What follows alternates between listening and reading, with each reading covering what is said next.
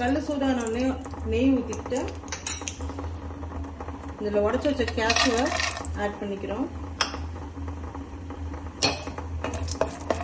இந்த கேஷ்யூ பொன்னிறமாக மாறுற வரைக்கும் கொஞ்சம் வதக்கி விட்டுடலாம். இந்த கேஷ்யூலாம் நல்லா பொன்னிறமாக வதங்கினதுக்கப்புறமா இதை நம்ம தனியாக எடுத்து வச்சுக்கிறோம். தனியாக எடுத்து வச்சுட்டு இதே கீழ அப்படியே நம்ம போட்டு கேரட் போட்டு வதக்கிடுவோம்.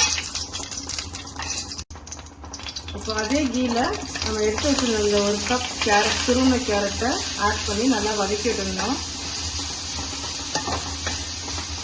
நல்லா கேரட் வந்து நல்லா கலர் மாறுற வரைக்கும் நல்லா இந்த கீழ நல்லா வதக்கி விடணும்.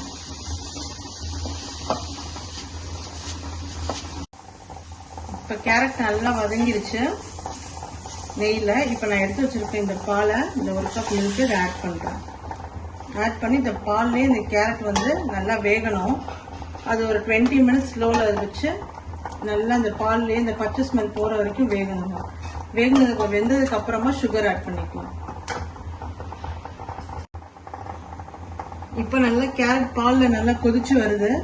இப்போ நம்ம க்ளோஸ் பண்ணி வச்சிடலாம். க்ளோஸ் பண்ணி சிம்மில் வச்சு 20 மினிட்ஸ் கழிச்சு அதை திறந்து பார்க்கலாம் எப்படி வெந்திருக்கு. இப்போ 20 மினிட்ஸ் ஆயிடுச்சு. இந்த கேரட் எப்படி வந்திருக்குன்னு பார்க்கலாம். இப்போ நல்லா பால் நல்லா சுண்டி போய் இப்படி வந்து நல்லா திக்காக வந்துருச்சு. இப்போ வந்து நம்ம சுகர் ஆட் பண்ணலாம்.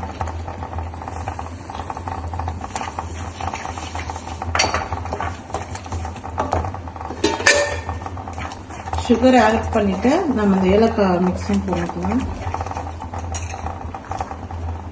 ஏலக்காய் தூள் இந்த ஆட் பண்ணி நல்லா மிக்ஸ் பண்ணி விட்டுட்டு கொஞ்சம் கீ ஆட் பண்ணிக்கலாம். டேஸ்ட் என்ஹான்ஸ் பண்ணோம்.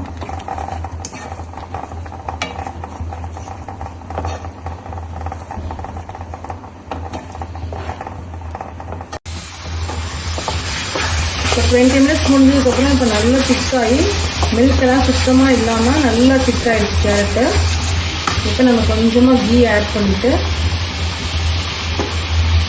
நம்ம வறுத்து வச்சுருந்தாங்க கேஷ்யூ அதை இதோட ஆட் பண்ணி ஸ்டவ் ஆஃப் பண்ணிக்கலாம். அவ்வளோதான், சுவையான கேரட் அல்வா ரெடி ஆகிடுச்சு. நீங்களும் ட்ரை பண்ணி பார்த்துட்டு எப்படி இருக்குன்னு சொல்லுங்கள்.